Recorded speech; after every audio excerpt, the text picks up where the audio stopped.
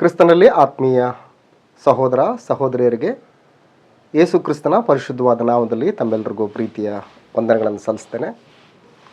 ಈ ದಿನ ಮತ್ತೊಂದು ವಿಶೇಷವಾದಂತಹ ಸಂಗತಿಯನ್ನು ಬೈಬಲ್ ಮೂಲಕ ಕಲಿತ್ಕೊಂಡು ಆತ್ಮೀಯ ಕ್ಷೇಮಾಭಿವೃದ್ಧಿಯನ್ನು ಹೊಂದುವಂತಹ ದಿಕ್ಕಿನಲ್ಲಿ ನಾವು ಮುಂದುವರಿಯೋದಕ್ಕೆ ಪ್ರಯತ್ನ ಮಾಡೋಣ. ಪ್ರಿಯರೇ, ಸಹವಾಸ ಅನ್ನುವಂಥದ್ದು ಮನುಷ್ಯನಿಗೆ ಬಹಳ ಮುಖ್ಯವಾದಂಥ ಒಂದು ವಿಷಯ. ದೇವರು ತಾನೇ ತನ್ನ ಹೋಲಿಕೆಯಲ್ಲಿ ತನ್ನ ಸ್ವರೂಪದಲ್ಲಿ ಉಂಟು ಮಾಡಿದಂತಹ ಮನುಷ್ಯನು ಅಂದರೆ ಆದಾಮನು ಒಂಟಿಗನಾಗಿರುವುದು ಒಳ್ಳೆಯದಲ್ಲ ಅನ್ನುವಂಥ ಆಲೋಚನೆಯನ್ನು ಹೊಂದಿರದಂಥ ಪರಮತಂದೆ ಆತನಿಗೆ ಸರಿಬೀಳುವಂತಹ ಜೋಡಿಯನ್ನು ನಿರ್ಮಾಣ ಮಾಡಿ, ನೀವು ಭೂಮಿ ಮೇಲೆ ಬಹುಸಂತಾನವುಳ್ಳವರಾಗಿ ಹೆಚ್ಚಿರಿ ಎಂಬಂಥ ಆಶೀರ್ವಾದದೊಂದಿಗೆ ಸಹವಾಸವನ್ನು ಅಥವಾ ಸಂಘ ಜೀವಿತವನ್ನು ದೇವರು ಪ್ರೋತ್ಸಾಹಿಸಿದ್ದನ್ನು ನಾವು ಗ್ರಂಥದಲ್ಲಿ ಗಮನಿಸ್ತೇವೆ. ಸೊ ಹಾಗಾಗಿ ಇಂಥ ಒಂದು ವಿಶೇಷವಾದಂಥ ಒಂದು ಸಹವಾಸದ ವಿಷಯದಲ್ಲಿ ಅನೇಕ ವಿಷಯಗಳನ್ನು ನಾವು ಬೈಬಲ್ ಗ್ರಂಥದಲ್ಲಿ ಗಮನಿಸ್ತೇವೆ.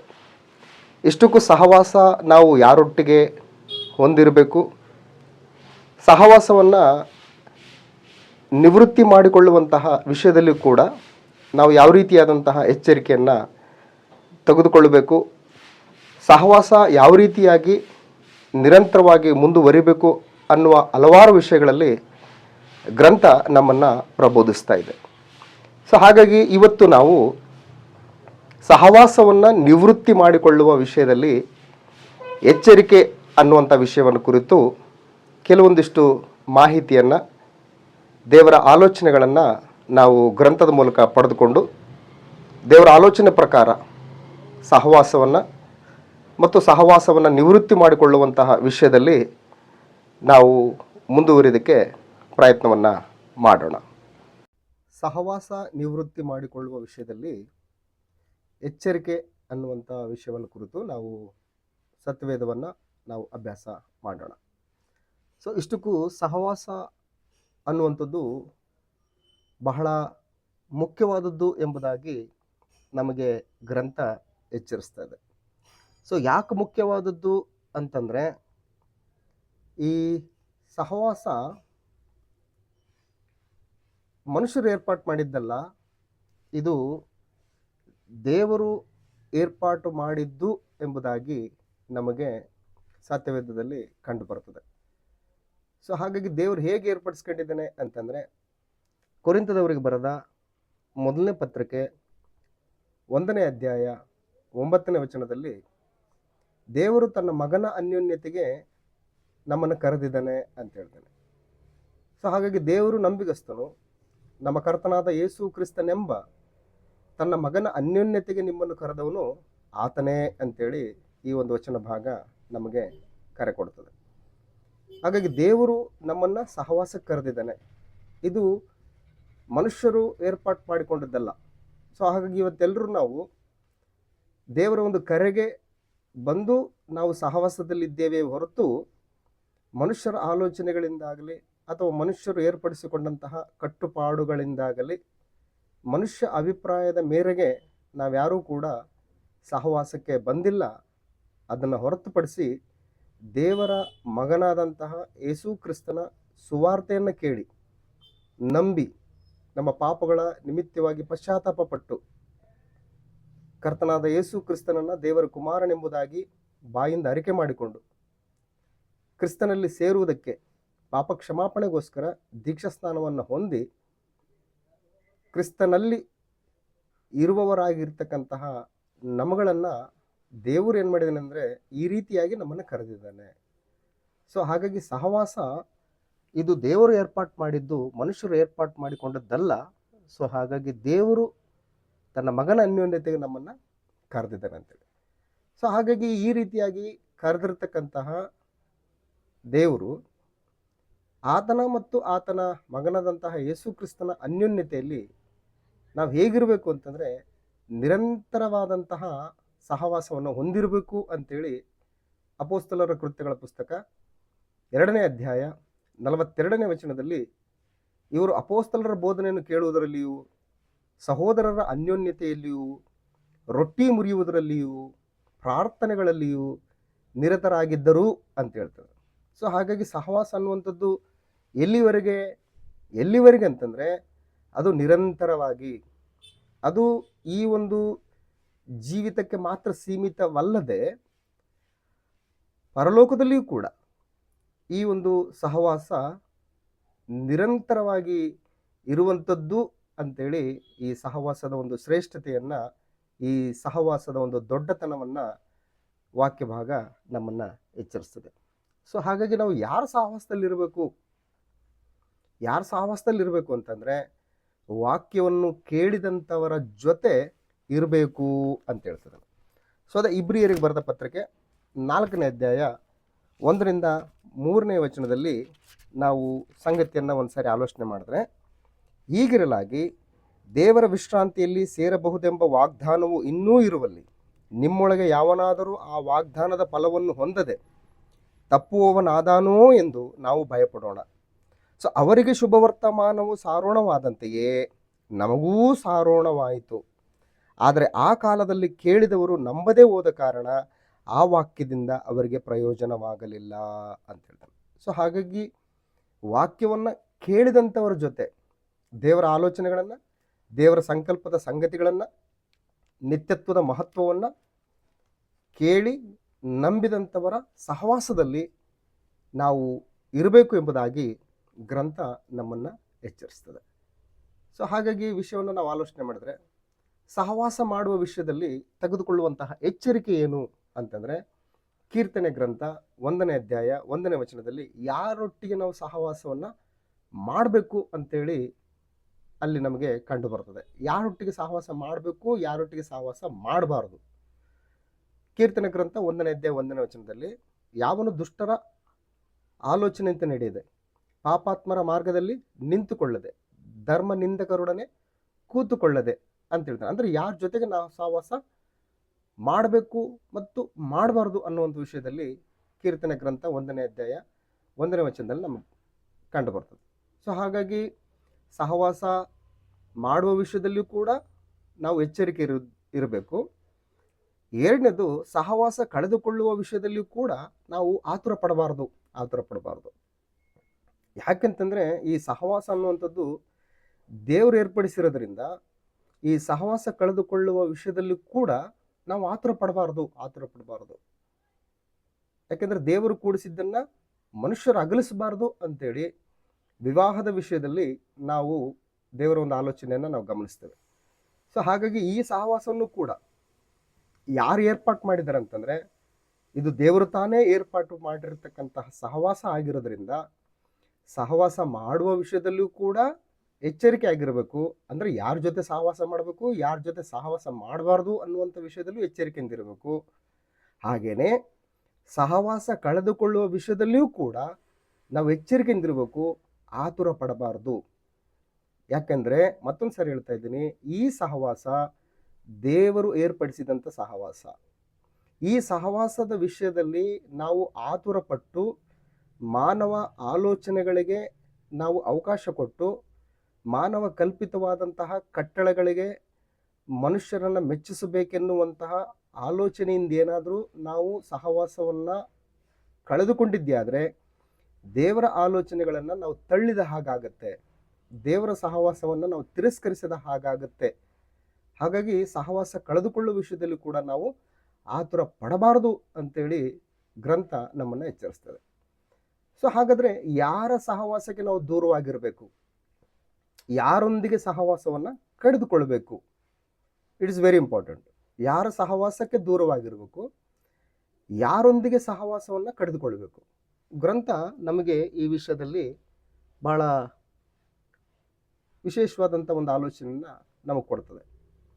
ಯಾರೊಂದಿಗೆ ಸಹವಾಸವನ್ನು ನಿವೃತ್ತಿ ಮಾಡಿಕೊಳ್ಬೇಕು, ಯಾರೊಂದಿಗೆ ಸಹವಾಸವನ್ನು ಕಳೆದುಕೊಳ್ಬೇಕು ಅಂತಂದರೆ, ಕೊರಿಂಥದವರಿಗೆ ಬರೆದ 1ನೇ ಪತ್ರಿಕೆ 5ನೇ ಅಧ್ಯಾಯ 9ರಿಂದ 13ನೇ ವಚನದವರೆಗೆ ಅಲ್ಲಿ ಯಾರ್ಯಾರ ಜೊತೆ ನೀವು ಸಹವಾಸ ಮಾಡಬಾರ್ದು ಅಂಥೇಳಿ ಅಪೊಸ್ತಲನಾದಂಥ ಪೌಲನು ಕೊರಿಂಥದಲ್ಲಿರ್ತಕ್ಕಂತಹ ದೇವಜನರಿಗೆ ವಿಷಯವನ್ನು ತಿಳಿಸ್ತಾ ಇದ್ದಾನೆ.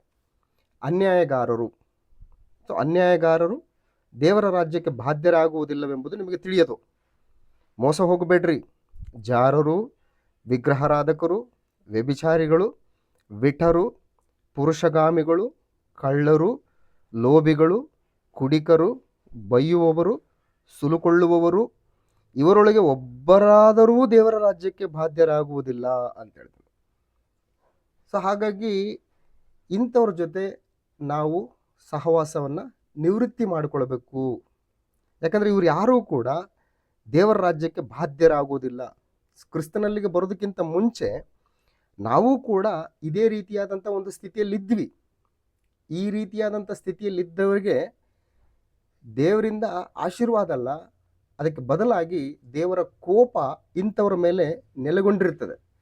ಸೊ ಹಾಗಾಗಿ ದೇವರ ಕೋಪದಿಂದ ನಾವು ತಪ್ಪಿಸಿಕೊಂಡು ಕರ್ತನಾದ ಯೇಸು ಕ್ರಿಸ್ತನಲ್ಲಿ ಸೇರುವುದಕ್ಕೆ, ಕರ್ತನಾದ ಯೇಸು ಕ್ರಿಸ್ತನ ಮೂಲಕ ದೇವರ ದಯೆಯನ್ನು, ಆತನ ಕೃಪೆಯನ್ನು, ಕನಿಕರವನ್ನು ಹೊಂದಿರತಕ್ಕಂಥ ನಾವುಗಳು ಸೊ ಪುನಃ ನಾವು ದೇವರಲ್ಲಿ ಬಂದ ಮೇಲೆ ಅನ್ಯಾಯ ಮಾಡೋದಾಗಲಿ ಅಥವಾ ಮೋಸ ಮಾಡೋದಾಗಲಿ, ವ್ಯಭಿಚಾರ ಮಾಡೋದಾಗಲಿ, ಪುರುಷಗಾಮಿಗಳಾಗಲಿ, ಕಳ್ಳರು, ಲೋಭಿಗಳು, ಕುಡಿಕರು, ಬೈಯುವವರು, ಸುಲುಕೊಳ್ಳೋರಾಗಿದ್ದರೆ ಇಂಥವ್ರ ಜೊತೆ ಸಹವಾಸ ಮಾಡಬಾರ್ದು.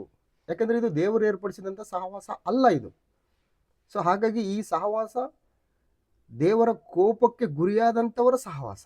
ಸೊ ಹಾಗಾಗಿ ಇಂಥವರೊಟ್ಟಿಗೆ ನಾವು ಸಹವಾಸ ಮಾಡಬಾರ್ದು ಅಂತೇಳಿ ಗ್ರಂಥ ನಮ್ಮನ್ನು ಎಚ್ಚರಿಸ್ತದೆ.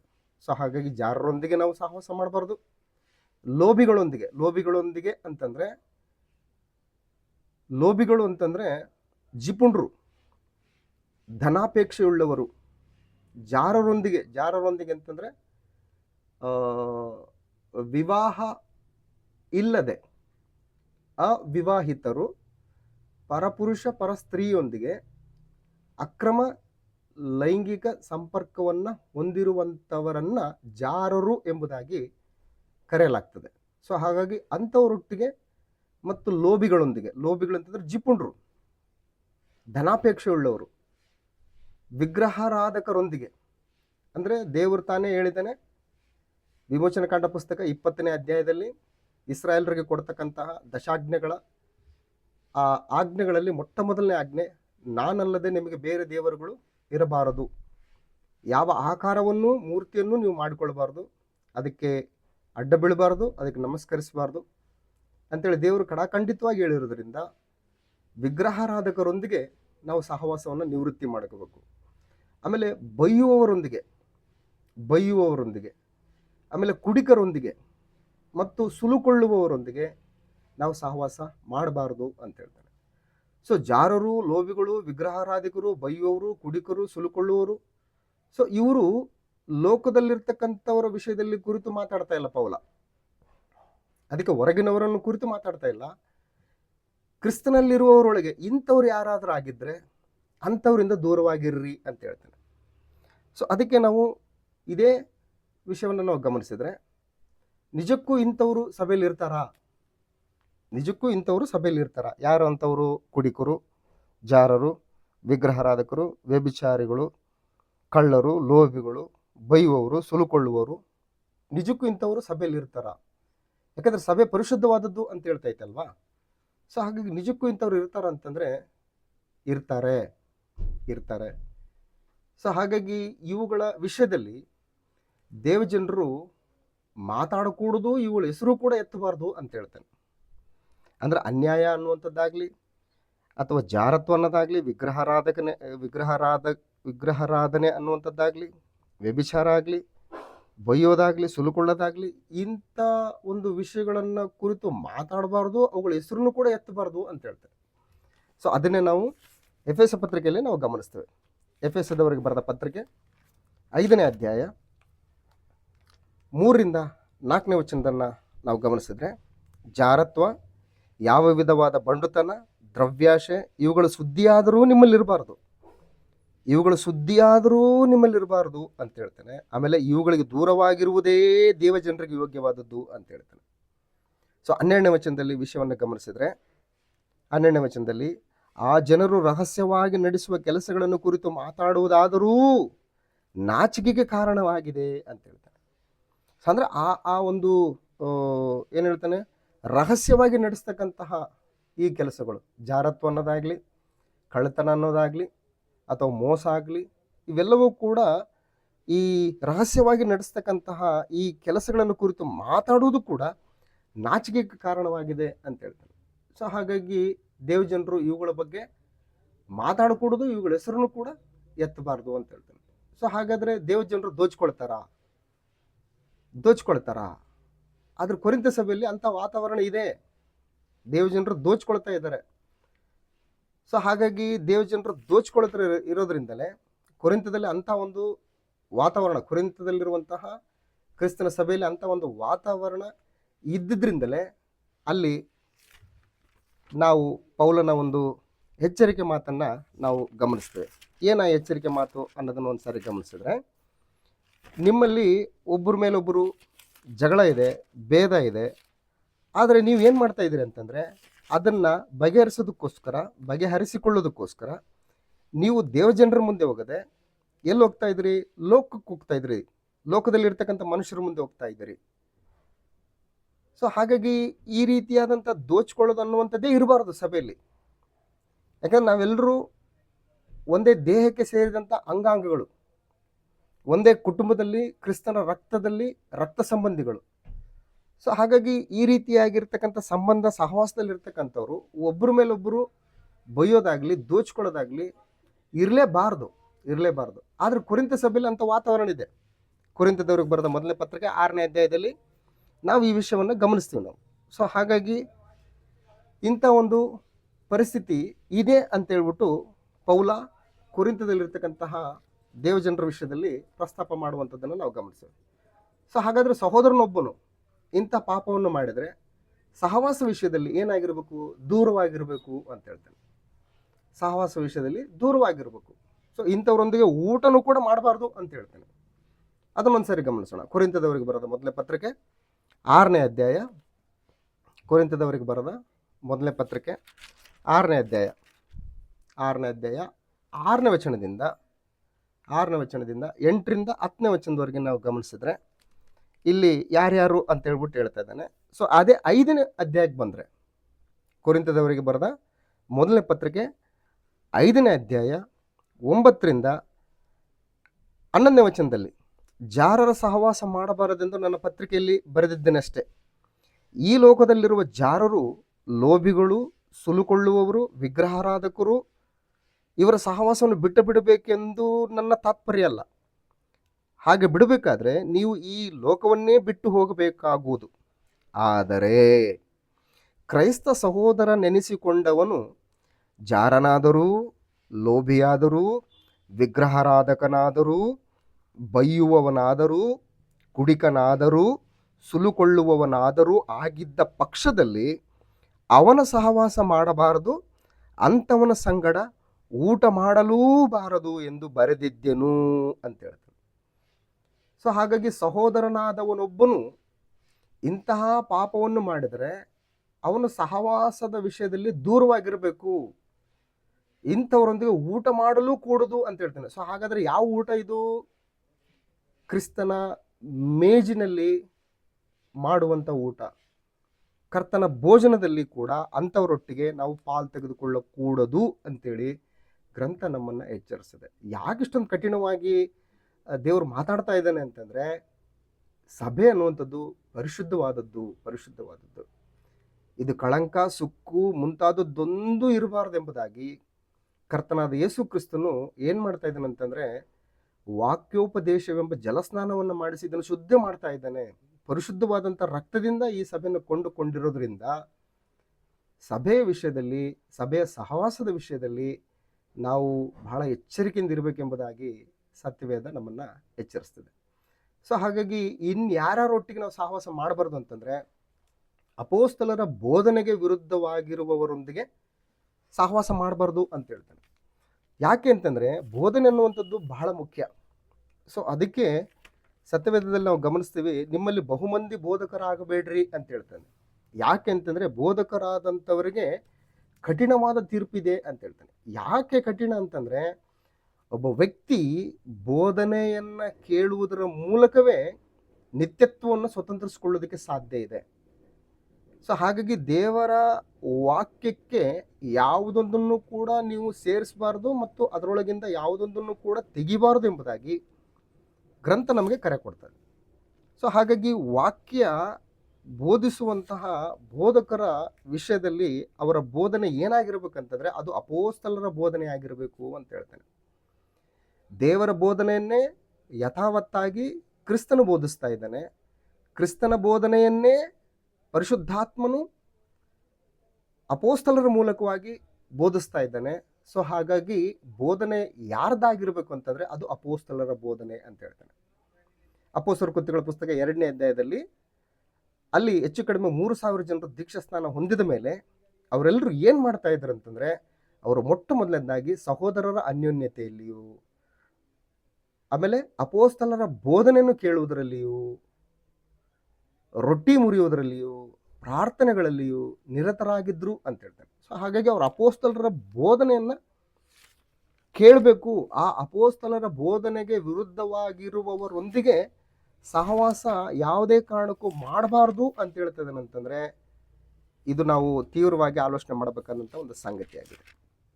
ರೋಮಾಪುರದವರು ಬರೆದ ಪತ್ರಿಕೆ 16ನೇ ಅಧ್ಯಾಯದಲ್ಲಿ 17ನೇ ವಚನದಲ್ಲಿ, ಸಹೋದರರೇ, ನೀವು ಹೊಂದಿದ ಉಪದೇಶಕ್ಕೆ ವಿರುದ್ಧವಾಗಿ ಭೇದಗಳನ್ನು ವಿಘ್ನಗಳನ್ನು ನಿಮ್ಮಲ್ಲಿ ಉಂಟು ಮಾಡುವವರನ್ನು ಗುರುತಿಟ್ಟು ಅವರನ್ನು ಬಿಟ್ಟು ತೊಲಗಿ ಹೋಗಿರಿ ಎಂದು ನಿಮ್ಮನ್ನು ಬೇಡಿಕೊಳ್ಳುತ್ತೇನೆ ಅಂತ ಹೇಳ್ತಾರೆ. ನೀವು ಹೊಂದಿದ ಉಪದೇಶಕ್ಕೆ ವಿರುದ್ಧವಾಗಿ ಭೇದಗಳನ್ನು ವಿಘ್ನಗಳನ್ನು ನಿಮ್ಮಲ್ಲಿ ಉಂಟು ಮಾಡುವವರನ್ನು. ಸೊ ಹಾಗಾಗಿ ನಾವು ಹೊಂದಿರುವಂತಹ ಉಪದೇಶ ಯಾವುದು ಅಂತಂದರೆ ಅದು ಅಪೋಸ್ತಲರ ಬೋಧನೆ, ಅಪೋಸ್ತಲರು ಪ್ರಬೋಧಿಸಿದಂತಹ ಉಪದೇಶ ಆಗಿರೋದ್ರಿಂದ ಈ ಬೋಧನೆಗೆ ವಿರುದ್ಧವಾಗಿರುವವರೊಂದಿಗೆ ಸಹವಾಸ ಮಾಡಬಾರ್ದು ಅಂತ ಹೇಳ್ತಾರೆ. ಥೆಸಲೋನಿಕದವರಿಗೆ ಬರೆದ 2ನೇ ಪತ್ರಿಕೆಯಲ್ಲಿಯೂ ಕೂಡ ಇದೇ ಆಲೋಚನೆಯನ್ನು ನಾವು ಗಮನಿಸ್ತೇವೆ. ಥೆಸಲೋನಿಕದವರಿಗೆ ಬರೆದ 2ನೇ ಪತ್ರಿಕೆ 3ನೇ ಅಧ್ಯಾಯ 6ನೇ ವಚನದಲ್ಲಿ, ಸಹೋದರರೇ, ನಮ್ಮಿಂದ ಹೊಂದಿದ ಬೋಧನೆಯನ್ನು ಅನುಸರಿಸದೆ ಅಕ್ರಮವಾಗಿ ನಡೆಯುವ ಪ್ರತಿ ಸಹೋದರನಿಗೆ ನೀವು ದೂರವಾಗಿರಬೇಕೆಂದು ನಮ್ಮ ಕರ್ತನಾದ ಯೇಸು ಕ್ರಿಸ್ತನ ಹೆಸರಿನಲ್ಲಿ ನಿಮಗೆ ಆಜ್ಞಾಪಿಸುತ್ತೇನೆ ಅಂತ ಹೇಳ್ತಾನೆ. ಏನಂತ ಇದ್ದಾನೆ? ಆಜ್ಞಾಪಿಸ್ತಾ ಇದ್ದೀನಿ ಅಂತ ಹೇಳ್ತಾ ಇದ್ದಾನೆ. ಇಟ್ಸ್ ಆರ್ಡರ್ ಅಂತ ಹೇಳ್ತಾನೆ. ಸೊ ಹಾಗಾಗಿ ಈ ಆರ್ಡರ್ನ ಅತಿಕ್ರಮಿಸಿದ್ರೆ ದೇವರ ಮತ್ತು ಆತನ ಮಗನು ನಮ್ಮ ಒಡೆಯನಾದಂಥ ಯೇಸು ಕ್ರಿಸ್ತನ ಸಹವಾಸದಲ್ಲಿ ನಾವು ಇರೋಲ್ಲ. ಸೊ ಹಾಗಾಗಿ ವಿಷಯ ಭಾಳ ಸೀರಿಯಸ್ ಆಗಿರೋದ್ರಿಂದ ಯಾರೊಟ್ಟಿಗೆ ನಾವು ಸಹವಾಸ ಮಾಡಬಾರ್ದು ಅಂತ ಹೇಳ್ತಾನೆ ಅಂತಂದರೆ ಅಪೋಸ್ತಲರ ಬೋಧನೆಗೆ ವಿರುದ್ಧವಾಗಿರುವವರೊಂದಿಗೆ ನಾವು ಸಹವಾಸ ಮಾಡಬಾರ್ದು ಅಂತ ಹೇಳ್ತಾನೆ. ಬೋಧನೆಯನ್ನು ಮಾರ್ಪಡಿಸುವವರೊಂದಿಗೆ ಹೇಗೆ ಸಹವಾಸ ಮಾಡಲಾಗ್ತದೆ? ಅವರೊಂದಿಗೆ ಊಟ ಮಾಡೋದು ಕೂಡ ತಕ್ಕದ್ದಲ್ಲ. ಸೊ ಹಾಗಾಗಿ ಪಾಪ ಮಾಡಿ ಮಾನಸಾಂತರ ಹೊಂದಲಾರದವರೊಂದಿಗೆ ನಾವು ಸಹವಾಸ ಮಾಡಬಾರ್ದು ಅಂತ ಹೇಳ್ತಾನೆ. ಸೊ ಹಾಗಾಗಿ ಪಾಪ ಮಾಡ್ತಾರೆ, ಆಜ್ಞೆನ ಅತಿಕ್ರಮಿಸ್ತಾರೆ, ಸಹಜ ಅವೆಲ್ಲ. ಆದರೆ ಆ ಪಾಪದ ವಿಷಯದಲ್ಲಿ ಮಾನಸಾಂತರ ಹೊಂದಲಿಲ್ಲ ಅಂತಂದರೆ, ಅಂದರೆ ಪಶ್ಚಾತ್ತಾಪ ಪಡಲಿಲ್ಲ ಅಂತಂದರೆ ಅವರೊಟ್ಟಿಗೆ ಹೇಗೆ ನಾವು ಸಹವಾಸ ಮಾಡೋಕ್ಕಾಗತ್ತೆ? ಅವರೊಟ್ಟಿಗೆ ಹೇಗೆ ಊಟ ಮಾಡೋಕ್ಕಾಗತ್ತೆ? ಸೊ ನಡೆಯುವಂಥ ಮನುಷ್ಯ ಇಡುವುದು ಸಹಜ. ಯೋಹಾನ್ ಬರೆದ ಪತ್ರಿಕೆಯಲ್ಲಿ ಹೇಳ್ತಾನೆ, ನಮ್ಮಲ್ಲಿ ಪಾಪವಿಲ್ಲವೆಂದು ಹೇಳಿದರೆ ನಾವು ಸುಳ್ಳುಗಾರರು ಅಂತ ಹೇಳ್ತಾನೆ. ಸೊ ಹಾಗಾಗಿ ಕ್ರಿಸ್ತನಲ್ಲಿ ಸೇರುವುದಕ್ಕೆ ದೀಕ್ಷಾ ಸ್ನಾನ ಮಾಡಿಸ್ಕೊಂಡಿರ್ತಕ್ಕಂಥ ಪ್ರತಿಯೊಬ್ಬ ಕ್ರೈಸ್ತನೂ ಕೂಡ ಪರಿಶುದ್ಧತೆಯನ್ನು ಕಾಪಾಡಿಕೊಳ್ಳೋದಕ್ಕೆ, ಪರಿಶುದ್ಧ ಜೀವಿತವನ್ನು ಮುಂದುವರಿಸಿಕೊಂಡು ಹೋಗುವುದಕ್ಕೆ ಆತನು ಪ್ರಯತ್ನಪಟ್ಟು ಮುಂದೆ ಹೋಗ್ತಾ ಇರ್ತಾನೆ, ನಡೀತಾ ಇರ್ತಾನೆ. ನಡೆಯುವಂಥ ಸಂದರ್ಭದಲ್ಲಿ ಎಡವಿ ಬೀಳ್ತಕ್ಕಂಥದ್ದು ಸಹಜ. ಆದರೆ ಎಡವಿ ಬೀಳುವಂಥದ್ದನ್ನು ಸಮರ್ಥಿಸಿಕೊಳ್ಳಲಾರದೆ ನಾನು ಯಾಕೆ ಎಡವು ಬಿದ್ದೆ, ಈ ತಪ್ಪಿಗೆ ಕಾರಣ ಏನು ಅನ್ನುವಂಥದ್ದನ್ನು ಅವಲೋಕನೆ ಮಾಡಿ ಈ ಒಂದು ಪಾಪದ ವಿಷಯದಲ್ಲಿ ಪಶ್ಚಾತ್ತಾಪ ಪಟ್ಟು ಇನ್ನು ಮುಂದೆ ಅಂಥ ಒಂದು ತಪ್ಪನ್ನು, ಅಂಥ ಒಂದು ಪಾಪವನ್ನು ನಾನು ಮಾಡೋದಿಲ್ಲ ಅನ್ನುವಂತಹ ಒಂದು ಪಶ್ಚಾತ್ತಾಪದಿಂದ ಕೂಡಿದಂತಹ ಒಂದು ಜೀವಿತವನ್ನು ತೋರ್ಪಡಿಸದೇ ಇದ್ದರೆ ಅಂಥವರೊಂದಿಗೆ ಸಹವಾಸ ಮಾಡಬಾರ್ದು ಅಂತ. ಅದಕ್ಕೆ ಮತ್ತಾಯನ ಬರೆಸುವ ವಾರ್ತೆ 18ನೇ ಅಧ್ಯಾಯದಲ್ಲಿ ನಮ್ಮ ಕರ್ತನಾದಂಥ ಯೇಸು ಕ್ರಿಸ್ತನು ಒಂದು ವಿಶೇಷವಾದಂಥ ಒಂದು ಸಂದರ್ಭವನ್ನು ಇಲ್ಲಿ ನಮಗೆ ನೆನಪು ಮಾಡ್ತಾನೆ. ಇದಲ್ಲದೆ ನಿನ್ನ ಸಹೋದರನು ತಪ್ಪು ಮಾಡಿದರೆ ನೀನು ಹೋಗಿ ನೀನು ಅವನು ಇಬ್ಬರೇ ಇರುವಾಗ ಅವನ ತಪ್ಪನ್ನು ಅವನಿಗೆ ತಿಳಿಸು ಅಂತ ಹೇಳ್ತಾನೆ. ಅವನು ನಿನ್ನ ಮಾತನ್ನು ಕೇಳಿದರೆ ನಿನ್ನ ಸಹೋದರನನ್ನು ಸಂಪಾದಿಸಿಕೊಂಡಿರುವಿ. ಅವನು ಕೇಳದೆ ಹೋದರೆ 2-3 ಸಾಕ್ಷಿಗಳ ಬಾಯಿಂದ ಪ್ರತಿಯೊಂದು ಮಾತು ಸ್ಥಾಪನೆ ಆಗುವ ಹಾಗೆ ಇನ್ನೂ ಒಬ್ಬಿಬ್ಬರನ್ನು ನಿನ್ನ ಸಂಗಡ ಕರ್ಕೊಂಡು ಹೋಗು. ಅವನು ಅವರ ಮಾತನ್ನು ಕೇಳದೆ ಹೋದರೆ ಸಭೆಗೆ ಹೇಳು. ಆದರೆ ಸಭೆ ಮಾತನ್ನು ಕೇಳದೆ ಹೋದರೆ ಅವನು ನಿನಗೆ ಅಜ್ಞಾನಿಯಂತೆಯೂ ಭ್ರಷ್ಟನಂತೆಯೂ ಇರಲಿ ಅಂತ ಹೇಳ್ತಾನೆ. ಅವನು ಭ್ರಷ್ಟನಂತೆ ಇರಲಿ ಅಂತ ಹೇಳ್ತಾನೆ. ಸೊ ಹಾಗಾಗಿ ಯಾರೊಟ್ಟಿಗೆ ಸಹವಾಸ ಮಾಡಬಾರ್ದು ಅಂತಂದರೆ, ಪಾಪ ಮಾಡಿಯೂ ಕೂಡ ಮಾನಸಾಂತರ ಹೊಂದಲಾರದವರೊಂದಿಗೆ ನಾವು ಸಹವಾಸ ಮಾಡಬಾರ್ದು ಅಂತ ಹೇಳ್ತಾನೆ.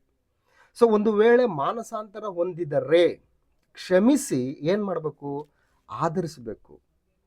ಒಂದು ವೇಳೆ ಅವನ ಪಾಪದ ವಿಷಯದಲ್ಲಿ ಪಶ್ಚಾತ್ತಾಪ ಪಟ್ಟ ಅಂತಂದರೆ ಅವನು ಕ್ಷಮಿಸಬೇಕು, ಆಧರಿಸಬೇಕು. ಅದನ್ನೇ ಅಪೊಸ್ತಲನಾದಂಥ ಪೌಲನು ಕೊರಿಂಥದಲ್ಲಿರುವಂತಹ ದೇವಜನರಿಗೆ, ಒಬ್ಬನು 1 ಕೊರಿಂಥ 5ನೇ ಅಧ್ಯಾಯದಲ್ಲಿ ಒಬ್ಬನು ಅಪ್ಪನ ಹೆಂಡತಿಯನ್ನು ಇಟ್ಕೊಂಡಿರ್ತಾನಂತೆ, ತಪ್ಪು ಮಾಡಿದ್ದಾನೆ. ಆದರೆ ಆ ತಪ್ಪು ಬಯಲಿಗೆ ಬಂದು ಆ ಒಂದು ತಪ್ಪನ್ನು ಖಂಡಿಸಿ ಆ ತಪ್ಪು ಮಾಡಿದವನನ್ನು ಸಭೆಯ ಸಹವಾಸದಿಂದ ಹೊರಗೆ ಹಾಕಿದ ಮೇಲೆ ನಂತರ ಆ ವ್ಯಕ್ತಿ ಏನು ಮಾಡ್ತಾನೆ ಅಂತಂದರೆ ಪಶ್ಚಾತ್ತಾಪ ಪಡ್ತಾನೆ. ಸಭೆಯ ಸಹವಾಸದಿಂದ ಹೊರಗಿದ್ದ ಮೇಲೆ ಆ ವ್ಯಕ್ತಿ ಪಶ್ಚಾತ್ತಾಪ ಪಟ್ಟು ಏನು ಮಾಡ್ತಾನೆ ಅಂತಂದರೆ ಪುನಃ ಆ ಪಶ್ಚಾತ್ತಾಪ ಹೊಂದಿದ ನಿಮಿತ್ತವಾಗಿ ಅವನನ್ನು ಕ್ಷಮಿಸಿ ಅವನನ್ನು ಆಧರಿಸಿ ಪುನಃ ಸಹವಾಸಕ್ಕೆ ಸೇರಿಸಿಕೊಳ್ಳಬೇಕು ಅಂತೇಳಿ ಪೌಲನು ಅಲ್ಲಿ ಬರೆಯುವಂಥದ್ದನ್ನು ನಾವು ಗಮನಿಸ್ತೇವೆ. ಸೊ ಕೊರಿಂಥದವರಿಗೆ ಬರೆದ 2ನೇ ಪತ್ರಿಕೆ 2ನೇ ಅಧ್ಯಾಯ 5ರಿಂದ 7ನೇ ವಚನದಲ್ಲಿ, ದುಃಖವನ್ನು ಉಂಟು ಮಾಡಿದವನೊಬ್ಬನು ನಿಮ್ಮಲ್ಲಿ ಇದ್ದರೂ ಅವನು ನನ್ನನ್ನು ಮಾತ್ರ ದುಃಖಪಡಿಸದೆ ನಿಮ್ಮಲ್ಲಿ ಬಹುಜನರನ್ನೂ ದುಃಖಪಡಿಸಿದ್ದಾನೆ. ಆ ದುಃಖವು ಎಲ್ಲರಲ್ಲಿಯೂ ಉಂಟಾಯಿತೆಂದು ನಾನು ಹೇಳುವುದಿಲ್ಲ. ಇಂಥವನಿಗೆ ನಿಮ್ಮಲ್ಲಿ ಹೆಚ್ಚಾದ ಜನರಿಂದುಂಟಾದ ಆ ಶಿಕ್ಷೆಯೇ ಸಾಕು. ಇನ್ನೂ ಅವನನ್ನು ಶಿಕ್ಷಿಸದೆ ಮನ್ನಿಸಿರಿ, ಸಂತೈಸಿರಿ. ಇಲ್ಲವಾದರೆ ಅವನು ಅಧಿಕವಾದ ದುಃಖದಲ್ಲಿ ಮುಳುಗಿ ಹೋದಾನು. ಆದುದರಿಂದ ಅವನಿಗೆ ನಿಮ್ಮ ಪ್ರೀತಿಯನ್ನು ನಿಶ್ಚಯಪಡಿಸಬೇಕೆಂದು ನಿಮ್ಮನ್ನು ಬೇಡಿಕೊಳ್ಳುತ್ತೇನೆ ಅಂತೇಳಿ, ನಿಮ್ಮ ಪ್ರೀತಿಯನ್ನು ನಿಶ್ಚಯಿಸಪಡಿಸಿ. ಸೊ ಒಂದು ವೇಳೆ ಮಾನಸಾಂತರ ಹೊಂದಿದರೆ ಆ ವ್ಯಕ್ತಿಯ ಆ ಒಂದು ಪಶ್ಚಾತ್ತಾಪದ ಹೃದಯವನ್ನು ಗಮನಿಸಿ ಕ್ಷಮಿಸಿ ಆಧರಿಸಬೇಕು ಅಂತ ಹೇಳ್ತೇನೆ. ಸೊ ಇನ್ನು ಸಹವಾಸವನ್ನು ನಿವೃತ್ತಿ ಮಾಡಿಕೊಳ್ಳುವಂಥದ್ದು ಮೊದಲ ಮೆಟ್ಟಿಲಾಗಿರಬಾರ್ದು. ಸೊ ಸಹವಾಸ ಯಾರ್ಯಾರೊಟ್ಟಿಗೆ ಮಾಡಬಾರ್ದು ಅಂತ ಹೇಳ್ಬಿಟ್ಟು ಇದುವರೆಗೆ ನೋಡಿದ್ವಲ್ಲ, ಸಹವಾಸವನ್ನು ನಿವೃತ್ತಿ ಮಾಡಿಕೊಳ್ಳುವಂಥದ್ದೇ ಮೊದಲ ಮೆಟ್ಟಿಲಾಗಿರಬಾರ್ದು. ಸೊ ಫಸ್ಟ್ ಸ್ಟೆಪ್ಪು, ಏನೋ ತಪ್ಪು ಮಾಡಿದ ತಕ್ಷಣ ಟಕ್ ಅಂತೇಳಿ ಸಂಬಂಧನ ಕಡಿದುಕೊಳ್ಳುವಂಥದ್ದೇ ಮೊದಲ ಮೆಟ್ಟಿಲಾಗಿರಬಾರ್ದು. ಅದಕ್ಕೆ ಬದಲಾಗಿ ಏನು ಮಾಡ್ಬೇಕಂತಂದರೆ, ತಪ್ಪು ಮಾಡಿದಂತಹ ಸಹೋದರನಾಗಲಿ ಸಹೋದರಿಯಾಗಲಿ ಏನು ಮಾಡ್ಬೇಕಂತೆ, ಶಾಂತ ಭಾವದಿಂದ ತಿದ್ದಿ ಅವ್ರನ್ನ ಸರಿಪಡಿಸ್ಬೇಕು ಅಂತ ಹೇಳ್ತಾರೆ. ಗಲಾತ್ಯದವರಿಗೆ ಬರೆದ ಪತ್ರಿಕೆ 6ನೇ ಅಧ್ಯಾಯ 1ನೇ ವಚನದಲ್ಲಿ, ಸಹೋದರರೇ, ನಿಮ್ಮಲ್ಲಿ ಯಾರಾದರೂ ಯಾವುದೋ ಒಂದು ದೋಷದಲ್ಲಿ ಸಿಕ್ಕಿದರೆ ಅಂಥವನನ್ನು ಆತ್ಮನಿಂದ ನಡೆಸಿಕೊಳ್ಳುವ ನೀವು ಶಾಂತ ಭಾವದಿಂದ ತಿದ್ದಿ ಸರಿ ಮಾಡಿರಿ ಅಂತ ಹೇಳ್ತಾನೆ. ಸೊ ಹಾಗಾಗಿ ಸಹವಾಸವನ್ನು ನಿವೃತ್ತಿ ಮಾಡಿಕೊಳ್ಳುವಂಥದ್ದೇ ಮೊದಲ ಮೆಟ್ಟಿಲು ಆಗಿರಬಾರ್ದು. ಅದಕ್ಕೆ ಬದಲಾಗಿ ತಪ್ಪು ಮಾಡಿದಂಥವನನ್ನು ಸಹೋದರನಾಗಲಿ ಸಹೋದರಿ ಆಗಿರಲಿ ಅಂಥವ್ರನ್ನ ಶಾಂತ ಭಾವದಿಂದ ತಿದ್ದಿ ಸರಿ ಮಾಡಬೇಕು ಅಂತ ಹೇಳ್ತಾನೆ. ಸೊ ಸತ್ಯದ ಕಡೆಗೆ ತಿರುಗಿಸುವುದಕ್ಕೆ ಪ್ರಯತ್ನಿಸಬೇಕು ಅಂತ ಹೇಳ್ತಾನೆ. ಯಾಕೆ ಅಂತಂದರೆ, ಈ ರೀತಿ ತಪ್ಪು ಮಾಡಿದವರಿಗೆ ದೇವರ ಉಗ್ರತೆ ಇದೆ, ದೇವರ ಕೋಪ ಇದೆ, ದೇವರ ಕಠಿಣವಾದಂತಹ ತೀರ್ಪಿದೆ. ಸೊ ಹಾಗಾಗಿ ಈ ರೀತಿ ತಪ್ಪು ಮಾಡಿದಂತಹ ವ್ಯಕ್ತಿಯನ್ನು ನಾವು ತಿದ್ದಿ ಸರಿಪಡಿಸಬೇಕು, ಸತ್ಯದ ಕಡೆಗೆ ತಿರುಗಿಸೋದಕ್ಕೆ ಪ್ರಯತ್ನಿಸಬೇಕು ಅಂತ ಹೇಳ್ತಾನೆ. ಸೊ ಸತ್ಯದ ಕಡೆಗೆ ತಿರುಗಿಸಿದ್ರೆ ಏನಾಗುತ್ತೆ ಅಂತಂದರೆ, ಒಬ್ಬ ವ್ಯಕ್ತಿಯನ್ನು ಏನಾಗುತ್ತೆ ಅಂತಂದರೆ, ಒಬ್ಬ ಪಾಪಿಯನ್ನು ತಪ್ಪಾದ ಮಾರ್ಗದಿಂದ ತಿರುಗಿಸಿದವನು ಅವನ ಪ್ರಾಣವನ್ನು ಮರಣಕ್ಕೆ ತಪ್ಪಿಸಿ ಬಹುಪಾಪಗಳನ್ನು ಮುಚ್ಚಿದವನಾದನೆಂದು ತಿಳ್ಕೊಳ್ರಿ ಅಂತೇಳಿ ಯಾಕೋಬನ ಬರೆದ ಪತ್ರಿಕೆ 5ನೇ ಅಧ್ಯಾಯ 19ರಿಂದ 20ನೇ ವಚನದಲ್ಲಿ ನಾವು ಗಮನಿಸ್ತೇವೆ. ಸೊ ಹಾಗಾಗಿ ಸತ್ಯದ ಕಡೆಗೆ ತಿರುಗಿಸುವುದಕ್ಕೆ ಪ್ರಯತ್ನಿಸಬೇಕು. ಇಮ್ಮಿಡಿಯೇಟಾಗಿ ಅವರ ಸಹವಾಸವನ್ನು ನಿವೃತ್ತಿ ಮಾಡಿಕೊಳ್ಳುವಂಥದ್ದೇ ಮೊದಲ ಮೆಟ್ಟಿಲು ಆಗಿರಬಾರ್ದು ಅಂತೇಳಿ ಗ್ರಂಥ ನಮಗೆ ಎಚ್ಚರಿಸ್ತದೆ. ಸೊ ಏನು ಮಾಡಬೇಕು? ಅವನ ಬಳಿಗೆ ಹೋಗಿ ಪುನಃ ಕರ್ತನ ಬಳಿಗೆ ಕರೆತರಲು ಪ್ರಯತ್ನಿಸಬೇಕು.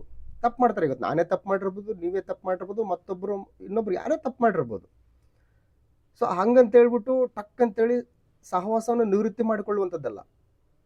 ಅವನ ಬಳಿಗೆ ಹೋಗಿ ಶಾಂತ ಭಾವದಿಂದ ತಿದ್ದಿ ಸರಿಪಡಿಸುವಂಥ ಪ್ರಯತ್ನ ಮಾಡಬೇಕು, ಸತ್ಯದ ಕಡೆಗೆ ತಿರುಗಿಸುವುದಕ್ಕೆ ಪ್ರಯತ್ನ ಆಗಬೇಕು, ಅವನ ಬಳಿಗೆ ಹೋಗಿ ಪುನಃ ಕರ್ತನ ಬಳಿಗೆ ಕರೆತರಲು ಪ್ರಯತ್ನಿಸಬೇಕು.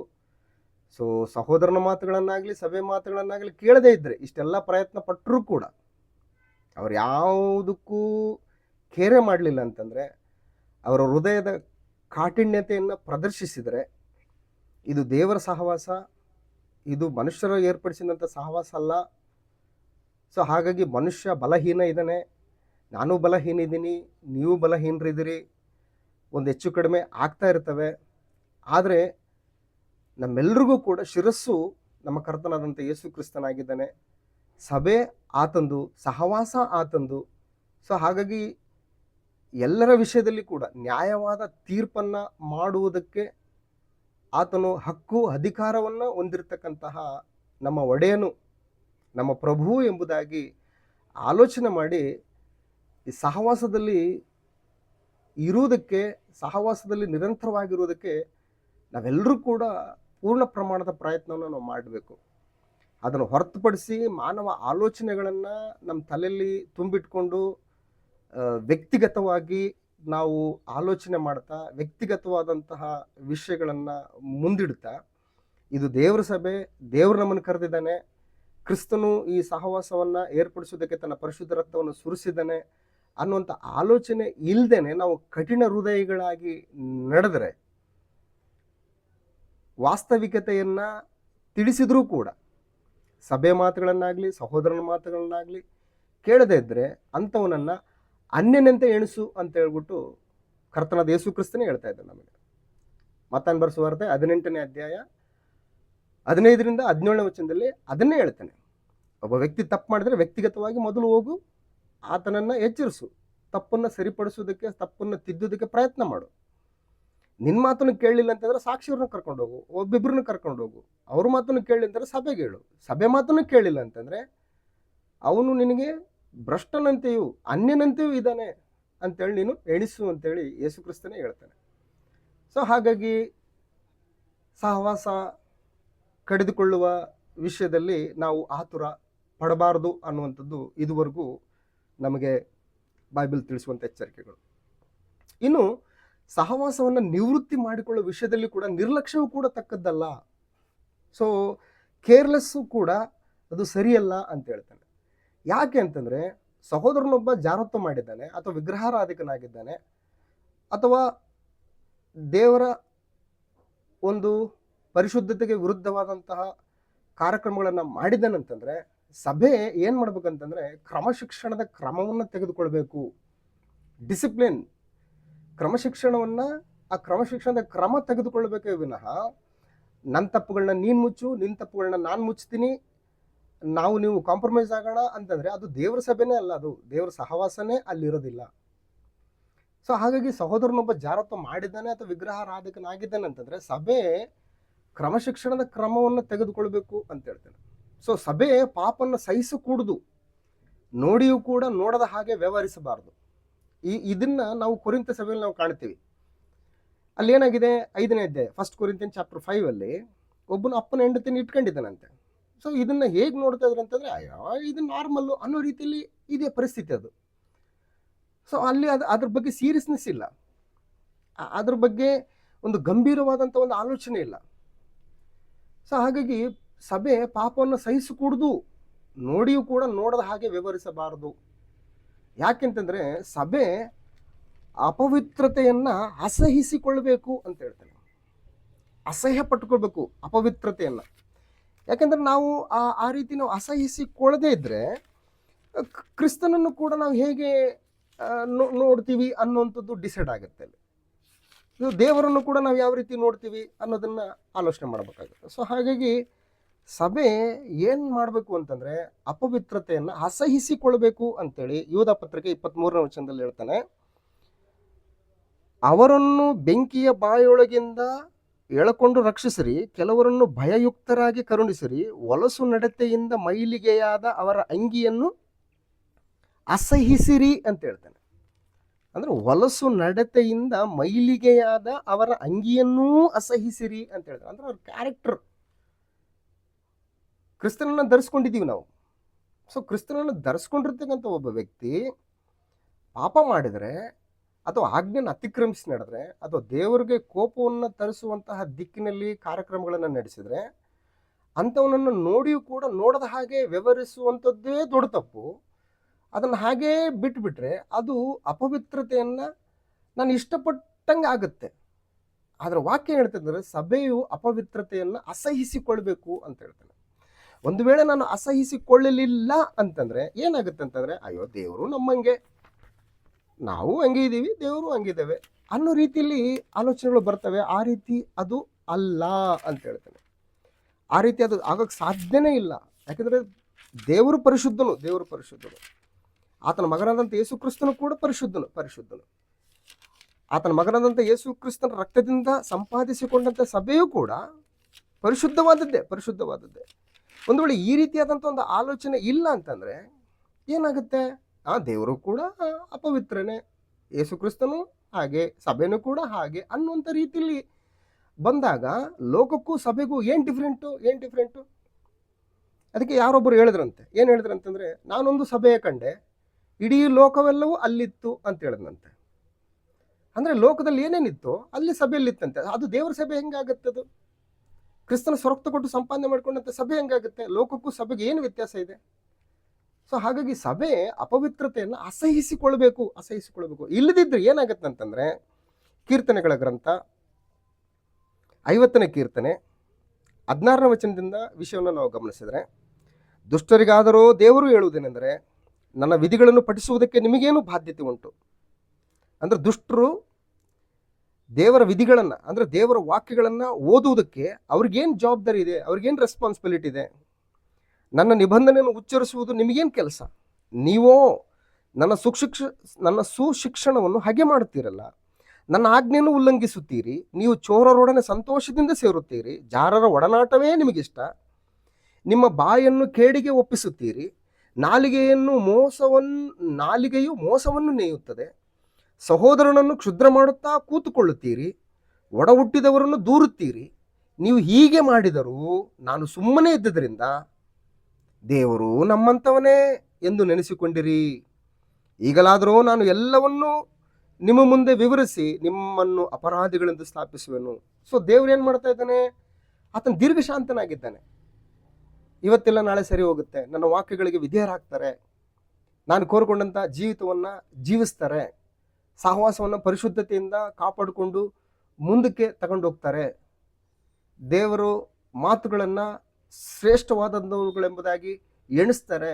ಮನುಷ್ಯನ ಆಲೋಚನೆಗಳಾಗಲಿ, ಮನುಷ್ಯ ನಿರ್ಮಿತವಾದಂತಹ ಸಂಪ್ರದಾಯಗಳಾಗಲಿ, ಮನುಷ್ಯ ಕಲ್ಪಿಸಿದ ಕಟ್ಟಳೆಗಳಿಗಾಗಲಿ ಅವರು ಹೆಚ್ಚಿನ ಆದ್ಯತೆಯನ್ನು ಕೊಡದೆ ನನ್ನ ವಾಕ್ಯಗಳಿಗೆ ಅವರು ಆದ್ಯತೆ ಕೊಡ್ತಾರೆ ಅಂತೇಳಿ ದೇವರು ದೀರ್ಘಶಾಂತನಾಗಿ ಆತನ ಕಾಯ್ತಾ ಇರಬೇಕಾದ್ರೆ ಅಪವಿತ್ರತೆಯನ್ನು ನೋಡಿ ಕೂಡ ಸಹಿಸಿಕೊಂಡು ನೋಡದೆ ಹಾಗೆ ಇದ್ದರೆ ಏನಂತ ತಿಳ್ಕೊಳ್ತೀವಿ? ಏನು ಮೆಸೇಜ್ ಬರುತ್ತೆ ಅಂದರೆ, ದೇವರು ನಮ್ಮಂಥವನೇ, ನಾವು ಪಾಪ ಮಾಡಿದ್ದೀವಿ ಅದಕ್ಕೆ ಸುಮ್ಮನಿದ್ದಾನೆ. ಅಂದ್ರೆ ಸುಮ್ಮನಿದ್ದೇನೆ ಅಂತಂದ್ರೆ ಅರ್ಥ ಏನು? ಮೌನಂ ಸಮ್ಮತಿ ಲಕ್ಷಣಂ. ಸೊ ಆತನ ಮೌನವಾಗಿದ್ದಾನೆ ಅಂತಂದರೆ ನಾವು ಮಾಡುವಂಥ ಅಪರಾಧಗಳಿಗೆಲ್ಲ ಹ್ಞೂ ಅಂತ ಇದ್ದಾನೆ ಅಂತೇಳಿ ಅರ್ಥ ಆಗುತ್ತೆ. ಅದನ್ನೇ ಹೇಳ್ತಾ ಇದ್ದಾನೆ, ದೇವರು ನಮ್ಮಂಥವನೇ ಎಂದು ನೆನೆಸ್ಕೊಂಡ್ರಿ. ಆತ ಸುಮ್ಮನಿದ್ದಕ್ಕೆ ದೇವರು ಸುಮ್ಮನೆ ಇಲ್ಲ. ಸಹವಾಸವನ್ನು ನಿವೃತ್ತಿ ಮಾಡಿಕೊಳ್ಳುವ ವಿಷಯದಲ್ಲಿ ನಿರ್ಲಕ್ಷ್ಯ ಕೂಡ ಅದು ತಕ್ಕದ್ದಲ್ಲ ಎಂಬುದಾಗಿ ಗ್ರಂಥದ ಮೂಲಕ ನಮ್ಮನ್ನು ಎಚ್ಚರಿಸ್ತಾ ಇದ್ದಾನೆ. ಸೊ ಹಾಗಾಗಿ ಸಭೆ ಅಪವಿತ್ರತೆಯನ್ನು ಅಸಹಿಸಿಕೊಳ್ಬೇಕು. ಆದರೆ ಕೊರಿಂಥದವರು ಈ ವಿಷಯದಲ್ಲಿ ಏನಾಗಿದ್ದಾರೆ? ನಿರ್ಲಕ್ಷ್ಯರಾಗಿದ್ದಾರೆ ಎಂಬುದಾಗಿ ನಮ್ಗೆ ಕಂಡು ಬರ್ತದೆ. ಈಗಾಗಲೇ ನಾವು ಅದ್ರ ವಿಷಯದಲ್ಲಿ ನಾವು ಗಮನಿಸಿದ್ವಿ 1 ಕೊರಿಂಥ 5ನೇ ಅಧ್ಯಾಯದಲ್ಲಿ. ಸೊ ಅವ್ರು ಏನು ಮಾಡ್ತಾ ಇಲ್ಲ ಅಲ್ಲಿ? ಅವರು ದುಃಖ ಪಡ್ತಾ ಇಲ್ಲ. ಆಮೇಲೆ ಅವ್ರು ಏನು ಮಾಡ್ತಾ ಇದ್ದಾರೆ? ಉಬ್ಬಿಕೊಳ್ತಾ ಇದ್ದಾರೆ. ಸೊ ಉಬ್ಬಿಕೊಳ್ತಾ ಇರೋದ್ರಿಂದ ಅವ್ರು ಏನು ಮಾಡ್ತಾ ಇದ್ದಾರೆ? ಪಾಪವನ್ನು ಅವರು ಪ್ರೀತಿ ಮಾಡ್ತಾ ಇದ್ದಾರೆ, ಅಸಹ್ಯ ಪಟ್ಕೊಳ್ತಾ ಇಲ್ಲ. ಸೊ ಹಾಗಾಗಿ ಒಬ್ಬ ಸಹೋದರನ ಪಾಪ ಮಾಡಿದರೆ ದುಃಖ ಪಡಬೇಕು. ಯಾಕೆಂದ್ರೆ ನಾವು ಕ್ರಿಸ್ತನ ದೇಹದಲ್ಲಿ ಒಬ್ರಿಗೊಬ್ರು ಅಂಗಾಂಗಗಳಾಗಿದ್ದೀವಿ.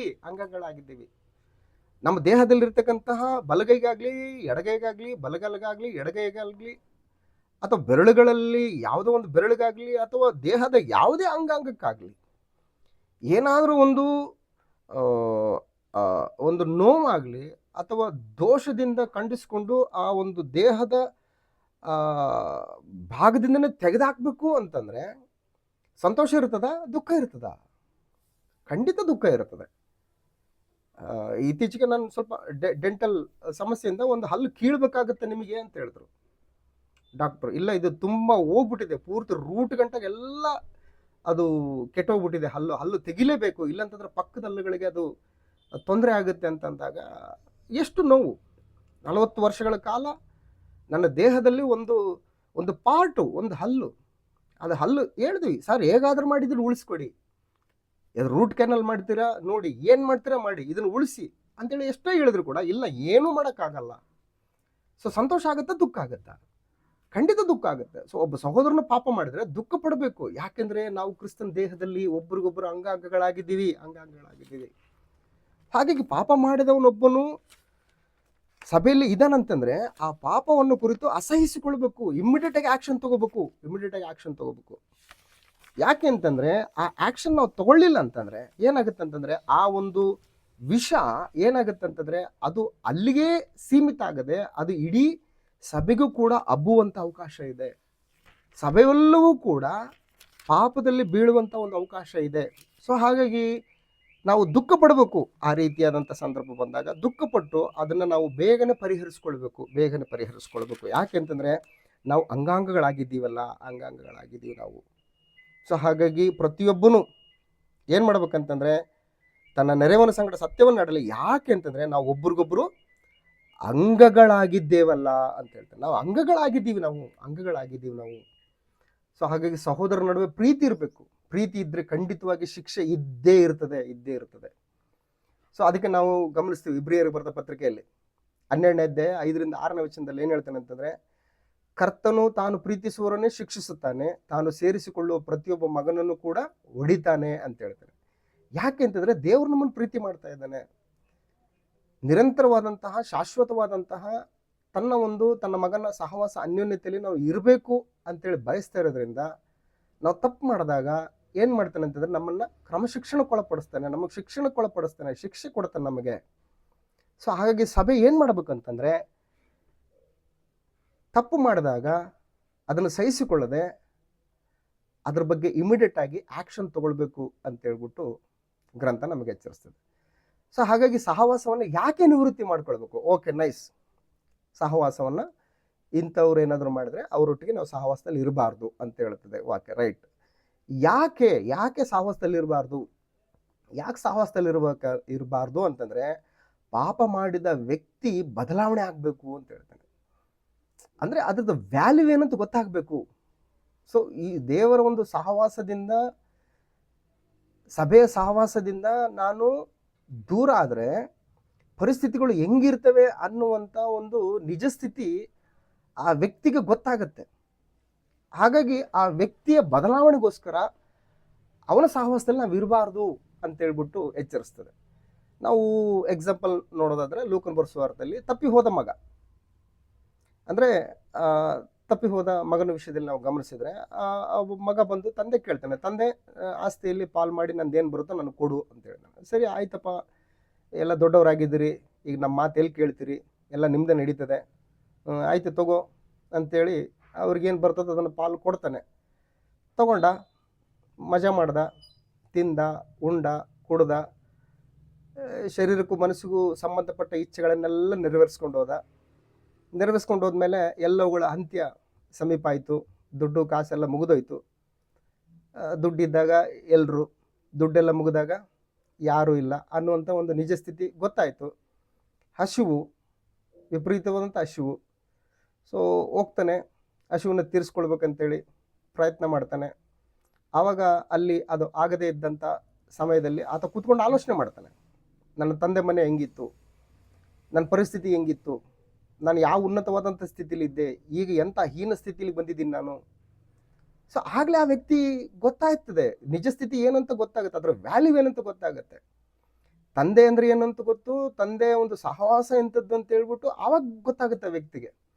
ಆಗ ಆ ವ್ಯಕ್ತಿ ಡಿಸೈಡ್ ಮಾಡ್ತಾನೆ, ಎಸ್ ನಾನು ತಪ್ಪು ಮಾಡಿದ್ದೀನಿ, ನನ್ನ ತಂದೆಗೂ ತಪ್ಪು ಮಾಡಿದ್ದೀನಿ, ನನ್ನ ದೇವ್ರಿಗೂ ತಪ್ಪು ಮಾಡಿದ್ದೀನಿ, ಪರಲೋಕಕ್ಕೂ ನಾನು ವಿರೋಧವಾಗಿ ನಡ್ಕೊಂಡಿದ್ದೀನಿ ಅಂಥೇಳಿ ಪಶ್ಚಾತ್ತಾಪ ಪಟ್ಟು ಏನು ಮಾಡ್ತಾನೆ ಆ ವ್ಯಕ್ತಿ ಅಂದರೆ, ಇಲ್ಲ, ನಾನು ಇನ್ನು ಮೇಲೆ ಮಗನಾಗಿ ಬಾಳೋದಕ್ಕೆ ನನಗೆ ಅರ್ಹತೆ ಯಾವುದೂ ಇಲ್ಲ, ನಾನು ಹೋಗ್ಬಿಟ್ಟು ಕೂಲಿ ಆಳಾಗ್ಬಿಟ್ಟು ಆದರೂ ಸರಿನೇ ನಾನು ಅಲ್ಲಿ ಇರ್ತೀನಿ ಅನ್ನುವಂಥ ಒಂದು ಆಲೋಚನೆ ಮಾಡಿ ಆ ಬದಲಾವಣೆ ಅನ್ನುವಂಥದ್ದು ಆ ವ್ಯಕ್ತಿಗೆ ಬರುವಂಥದ್ದನ್ನು ನಾವು ಗಮನಿಸ್ತೇವೆ. ಸೊ ಹಾಗಾಗಿ ಸಹವಾಸನ ಯಾಕೆ ನಿವೃತ್ತಿ ಮಾಡ್ಕೊಳ್ಬೇಕಂತಂದ್ರೆ, ಪಾಪ ಮಾಡಿದಂತಹ ಸಹೋದರನಾಗ್ಲಿ ಸಹೋದರಿಯನ್ನಾಗ್ಲಿ ನಾವು ದ್ವೇಷಿಸ್ತಾ ಇಲ್ಲ, ಬದಲಾಗಿ ಅವರ ಒಂದು ಆತ್ಮ ನಿತ್ಯ ಜೀವನ ಹೊಂದಬೇಕು, ನಿತ್ಯವಾಗಿ ನಿರಂತರವಾಗಿ ದೇವರ ಸಹವಾಸದಲ್ಲಿ ನಾವೆಲ್ಲರೂ ಇರಬೇಕನ್ನುವಂಥ ಒಂದು ಸದುದ್ದೇಶದೊಂದಿಗೆ ಏನು ಮಾಡ್ಬೇಕಂತಂದರೆ, ತಾತ್ಕಾಲಿಕವಾಗಿ ಅವ್ರಿಗೆ ಎಷ್ಟೇ ಬೇಜಾರಾದರೂ ಸರಿನೇ ದೇವರ ವಾಕ್ಯದ ಆಧಾರದಿಂದ ಪಾಪ ಮಾಡಿದ ವ್ಯಕ್ತಿಯ ಬದಲಾವಣೆಗೋಸ್ಕರ ಏನು ಮಾಡ್ಬೇಕಂತಂದರೆ ಅಂಥವರ ಸಹವಾಸವನ್ನು ನಾವು ನಿವೃತ್ತಿ ಮಾಡ್ಕೊಳ್ಬೇಕು ಅಂತೇಳ್ಬಿಟ್ಟು ವಾಕ್ಯ ಎಚ್ಚರಿಸ್ತದೆ. ಸೊ ಇನ್ನು ಯಾಕೆ ನಿವೃತ್ತಿ ಮಾಡ್ಕೊಳ್ಬೇಕಂತಂದರೆ, ಸಭೆಯ ಶ್ರೇಯಸ್ಸಿಗಾಗಿ, ಸಭೆಯ ಏಳಿಗೆಗಾಗಿ, ಅಭಿವೃದ್ಧಿಗಾಗಿ. ಸೊ ನಾವು ಹಾಗೆ ಮಾಡಲಿಲ್ಲ ಅಂತ ಇಟ್ಕೊಳ್ಳಿ, ಏನಾಗುತ್ತೆ, ಸಭೆ ಬೆಳೆಯಲ್ಲ. ಸೊ ಸಂಖ್ಯೆಯಲ್ಲೂ ಬೆಳೆಯಲ್ಲ, ನಾಣ್ಯತೆಯಲ್ಲೂ ಕೂಡ ಬೆಳೆಯಲ್ಲ, ನಾರ್ಮಲ್ ಅಂತೇಳ್ಬಿಟ್ಟು ಹೋಗುತ್ತೆ ಅಷ್ಟೇ. ಸೊ ಹಾಗಾಗಿ ಸಭೆಯ ಒಂದು ಶ್ರೇಯಸ್ಸಿಗಾಗಿ, ಏಳಿಗೆಗಾಗಿ ಈ ರೀತಿಯಾದಂತಹ ಒಂದು ನಿರ್ಧಾರಗಳನ್ನು ಸಭೆ ಮಾಡಲೇಬೇಕು ಅಂತೇಳಿ ನಮಗೆ ಗ್ರಂಥ ಎಚ್ಚರಿಸ್ತಾ ಇದೆ. ಕೊರಿಂಥದವರಿಗೆ ಬರೆದ ಮೊದಲನೇ ಪತ್ರಿಕೆ 5ನೇ ಅಧ್ಯಾಯ 6ನೇ ವಚನದಿಂದ ನಾವು ಗಮನಿಸಿದರೆ, ನೀವು ಹಿಗ್ಗುವುದು ಒಳ್ಳೆಯದಲ್ಲ, ಸ್ವಲ್ಪ ಹುಳಿ ಕಲಿಸಿದರೆ ಕಣಿಕವೆಲ್ಲ ಹುಳಿಯಾಗುತ್ತದೆಂಬುದು ನಿಮಗೆ ತಿಳಿಯದೋ, ನೀವು ಹುಳಿಯಿಲ್ಲದವರೆನಿಸಿಕೊಂಡಿದ್ದರಿಂದ ಹಳೆಯ ಹುಳಿಯನ್ನು ತೆಗೆದು ಹಾಕಿ ಹೊಸ ಕಡಿಕನಂತಾಗಿರ್ರಿ ಅಂತೇಳಿ. ಸೊ ಸಹವಾಸ ಯಾಕೆ ನಿವೃತ್ತಿ ಮಾಡ್ಕೋಬೇಕು ಅಂತಂದ್ರೆ, ಹುಳಿ ಇರಬಾರ್ದಲ್ಲಿ. ಸ್ವಲ್ಪ ಹುಳಿ ಏನಾಗುತ್ತೆ ಅಂತಂದ್ರೆ ಇಡೀ ಕಣಿಕವನ್ನೆಲ್ಲ ಕೆಡಿಸ್ಬಿಡ್ತದೆ. ತನ್ನ ಒಂದು ಸ್ವಲ್ಪ ಹುಳಿಯನ್ನು ಇಡೀ ಸಭೆಗೆ ಆ ಹುಳಿಯನ್ನು ವ್ಯಾಪಿಸ್ಬಿಡ್ತದೆ. ಆಗ ಸಭೆಯೆಲ್ಲ ಹುಳಿಯಾಗುತ್ತೆ. ಹುಳಿ ಇಟ್ಟು ಅದು ದೇವರಿಗೂ ಉಪಯುಕ್ತವಾದಂಥದ್ದಲ್ಲ ಅದು. ಯಾಕೆಂತಂದರೆ ನಮ್ಮ ಪಸ್ಕದ ಯಜ್ಞದ ಕುರಿಯು ಕೊಯ್ದಿದೆ, ಅದಾವುದಂದರೆ ಕ್ರಿಸ್ತನೇ. ಆದ ಕಾರಣ ನಾವು ಹಳೆಯ ಹುಳಿಯನ್ನು ಅಂದರೆ ದುರ್ಮಾರ್ಗತ್ವ, ದುಷ್ಟತ್ವ ಎಂಬ ಹುಳಿಯನ್ನು ಇಟ್ಟುಕೊಳ್ಳದೆ ಸರಳತೆ, ಸತ್ಯತೆ ಎಂಬ ಹುಳಿಯಿಲ್ಲದ ರೊಟ್ಟಿಯನ್ನೇ ತೆಗೆದುಕೊಂಡು ಹಬ್ಬವನ್ನು ಆಚರಿಸೋಣ. ನಮ್ಮ ಕರ್ತನಾದಂಥ ಯೇಸು ಕ್ರಿಸ್ತನು, ಆತನು ಸರಳ ಜೀವಿತವನ್ನು ಜೀವಿಸಿ ಪರಿಶುದ್ಧತೆಯನ್ನು ಕಾಪಾಡಿಕೊಂಡು ಯಾವ ಪಾಪದ ಸೋಂಕು ಕೂಡ ತನ್ನಲ್ಲಿ ಪ್ರವೇಶಿಸದ ಹಾಗೆ ಆತರ ಯಾವ ರೀತಿ ಪರಿಶುದ್ಧತೆಯನ್ನು ಕಾಪಾಡಿಕೊಂಡೋ ಅಂತಹ ಪರಿಶುದ್ಧ ರಕ್ತದಿಂದ ಕೊಂಡುಕೊಂಡಂಥದ್ದು ಈ ಸಭೆ. ಸೊ ಹಾಗಾಗಿ ಸಹವಾಸವನ್ನು ಯಾಕೆ ನಿವೃತ್ತಿ ಮಾಡ್ಕೊಳ್ಬೇಕಂತಂದ್ರೆ, ಸಭೆಯ ಒಂದು ಶ್ರೇಯಸ್ಸಿಗಾಗಿ, ಏಳಿಗೆಗಾಗಿ, ಅಭಿವೃದ್ಧಿಗಾಗಿ ಸಹವಾಸನ ನಾವು ನಿವೃತ್ತಿ ಮಾಡ್ಕೋಬೇಕು. ಸೊ ಹಾಗಾಗಿ ಪಾಪ ಮಾಡಿದ ವ್ಯಕ್ತಿಯ ಬಗ್ಗೆ ನಾವು ಕ್ರಮಶಿಕ್ಷಣ ತೆಗೆದುಕೊಳ್ಳದಿದ್ರೆ ಇತರರು ಕೂಡ ಪಾಪ ಮಾಡೋದಕ್ಕೆ ಧೈರ್ಯ ತಂದ್ಕೊಳ್ತಾರೆ. ಅಂತಹ ಕ್ರಮಶಿಕ್ಷಣದ ಕ್ರಮವನ್ನು ತೆಗೆದುಕೊಳ್ಳೋದ್ರಿಂದ ಏನಾಗುತ್ತೆ ಅಂತಂದರೆ ಸಭೆ ಭಯಪಡ್ತದೆ. ಸೊ ಅದಕ್ಕೆ ಉದಾಹರಣೆಗೆ ಅಪೊಸ್ತಲರ ಕೃತ್ಯಗಳ ಪುಸ್ತಕ 5ನೇ ಅಧ್ಯಾಯ 11 ಮತ್ತು 14ನೇ ವಚನದಲ್ಲಿ, 11ರಿಂದ 14ನೇ ವಚನದಲ್ಲಿ ಇಲ್ಲಿ ಅನನೀಯ ಮತ್ತು ಸಪೇರಳ ವಿಷಯವನ್ನು ನಾವು ಗಮನಿಸ್ತೇವೆ. ಸೊ ಅನನೀಯ ಸಪೇರಳು ಏನು ಮಾಡಿದ್ದಾರೆ, ತಮ್ಮ ಹೊಲವನ್ನು ಮಾರಿಬಿಟ್ಟು ಏನು ಮಾಡ್ತಾ ಇದ್ದಾರೆ, ತಂದು ಅಪೊಸ್ತಲರ ಪಾದಗಳ ಬಳಿಯಲ್ಲಿ ಇಡ್ತಾ ಇದ್ದಾರೆ. ಏನಂತ ಹೇಳ್ತಾ ಇದ್ದಾರೆ, ಇದ್ದದ್ದನ್ನೇ ಹೇಳಿದ್ರೆ ಯಾವುದೇ ರೀತಿಯಾದಂಥ ಒಂದು ಶಿಕ್ಷೆ ಅವ್ರಿಗೆ ಬರ್ತಾ ಇದ್ದಿಲ್ಲ. ಬಟ್ ಅವ್ರು ಏನಂದ್ರು, ನಾವು ಇಷ್ಟಕ್ಕೆ ಹೊಲ ಮಾರಿದ್ದು ಅಂತ ಹೇಳಿದ್ರು. ಸರಿ, ಅದ್ರ ಬದಲಾಗಿ ಹೌದು ನಾವು ಇಷ್ಟಕ್ಕೆ ಮಾರಿದ್ವಿ, ಒಂದು 10 ಲಕ್ಷಕ್ಕೆ ಮಾರಿದ್ವಿ, ಈಗ ನೋಡಿ ಒಂದು 5 ಲಕ್ಷ ನಾವು ತಂದು ನಿಮ್ಮ ಪಾದಗಳ ಬಳಿಯಲ್ಲಿ ಇಡ್ತೀವಿ, ಸೇವಾ ನಿಮಿತ್ತವಾಗಿ, ಸೇವಾರ್ಥವಾಗಿ ಇದನ್ನು ಬಳಸ್ಕೊಳ್ಳಿ, ಇನ್ನೊಂದು 5 ಲಕ್ಷ ನಾವು ಇಟ್ಕೊಳ್ತೀವಿ. ಸೊ ಮುಂದೆ ಪರಿಸ್ಥಿತಿಗಳು ಹೆಂಗಿರ್ತವೋ ಹೆಂಗಿಲ್ಲ ಗೊತ್ತಿಲ್ಲ. ಸೊ ನಾವು ಯಾರ ಮೇಲೂ ಕೂಡ ಡಿಪೆಂಡ್ ಆಗದಂಗೆ ನಾವು ಸ್ವಾಭಿಮಾನದಿಂದ ದೇವ್ರಿಗೋಸ್ಕರ ಬದುಕೋದಕ್ಕೆ ನಾವು ಈ ರೀತಿಯಾದಂಥ ಒಂದು ಆಲೋಚನೆ ಮಾಡಿಕೊಂಡು ಗಂಡ ಹೆಂಡತಿ ಹಿಂಗೆ ನಾವು ಡಿಸೈಡ್ ಆಗಿದ್ದೀವಿ, ಒಂದು 5 ಲಕ್ಷ ತಗೊಳ್ಳಿ, 5 ಲಕ್ಷ ನಾವು ಇಟ್ಕೊಂಡಿದ್ದೀವಿ ಅಂತಂದರೆ ಮುಗಿದೋಯ್ತು ಅಲ್ಲಿಗೆ ಕತೆ. ಅದಕ್ಕೆ ಬದಲಾಗಿ ಅವ್ರು ಏನು ಹೇಳ್ತಾರೆ ಅಂತಂದರೆ, ಇಲ್ಲ ನಾವು ಮಾರಿದ್ದೆ ಇಷ್ಟಕ್ಕೆ ಅಂತೇಳಿ ಸುಳ್ಳಾಡ್ತಾ ಇದ್ದಾರೆ. ಸೊ ಹಾಗಾಗಿ ಇದು ಪಾಪ. ಈ ಪಾಪಕ್ಕೆ ಇಮಿಡಿಯೇಟ್ ಆಗಿ ಅಲ್ಲಿ ಆ್ಯಕ್ಷನ್ ಬರ್ತದೆ. ಆ ಆ್ಯಕ್ಷನ್ ಏನು ಅನ್ನುವಂಥದ್ದನ್ನು ನಾವು ಗಮನಿಸ್ತೇವೆ. ಅಪೊಸ್ತಲರ ಕೃತ್ಯಗಳ ಪುಸ್ತಕ 5ನೇ ಅಧ್ಯಾಯ 11ರಿಂದ 14ನೇ ವಚನ. ಸೊ ಹಾಗಾಗಿ ಪಾಪ ಮಾಡಿದ ವ್ಯಕ್ತಿಯ ಬಗ್ಗೆ ನಾವು ಕ್ರಮಶಿಕ್ಷಣ ತೆಗೆದುಕೊಳ್ಳಲಿಲ್ಲ ಅಂತಂದರೆ ಇತರರು ಕೂಡ ಪಾಪ ಮಾಡೋದಕ್ಕೆ ಧೈರ್ಯ ತಂದುಕೊಳ್ತಾರೆ. ಅಂತ ಒಂದು ಕ್ರಮಶಿಕ್ಷಣದ ಕ್ರಮವನ್ನು ತೆಗೆದುಕೊಳ್ಳೋದ್ರಿಂದ ಸಭೆ ಭಯಪಡ್ತದೆ. ಹೌದು, ಇದು ದೇವರ ಸಭೆ, ಇದು ಮನುಷ್ಯ ನಿರ್ಮಿತವಾದಂಥ ಸಭೆ ಅಲ್ಲ. ಕರ್ತನಾದ ಯೇಸು ಕ್ರಿಸ್ತನು ಈ ಸಭೆಗೆ ಶಿರಸ್ಸಾಗಿದ್ದಾನೆ. ಈ ಸಭೆಯ ಮಾಲೀಕ ಯೇಸು ಕ್ರಿಸ್ತನು. ಹಾಗಾಗಿ ಎಲ್ಲವೂ ಕೂಡ ಆ ಮಾಲೀಕನ ಒಂದು ಆಜ್ಞೆಗಳಿಗನುಸಾರವಾಗಿ ಈ ಸಭೆ ನಡೀತದೆ.